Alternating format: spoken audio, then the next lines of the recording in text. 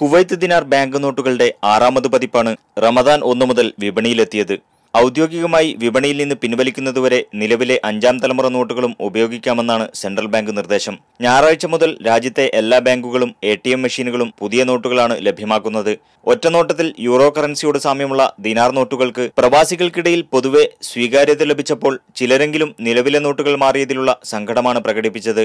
ഇത് കാണാൻ നല്ല ഭംഗിയുണ്ട്, നല്ല അടിപൊളിയാണ്. പക്ഷേ എണ്ണാൻ ഭയങ്കര ബുദ്ധിമുട്ടാണ്. ചിലപ്പോൾ കസ്റ്റമർക്ക് തെറ്റി കൊടുക്കേണ്ട പുതിയ നോട്ടായ കാരണം.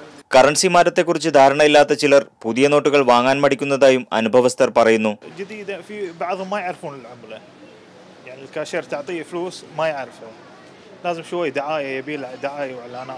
അതേസമയം ATM സേവനങ്ങളുടെ ഭാഗമായ ക്യാഷ് ഡെപ്പോസിറ്റ് മെഷീനുകളിൽ പുതിയ കറൻസികൾ സ്വീകരിക്കില്ല.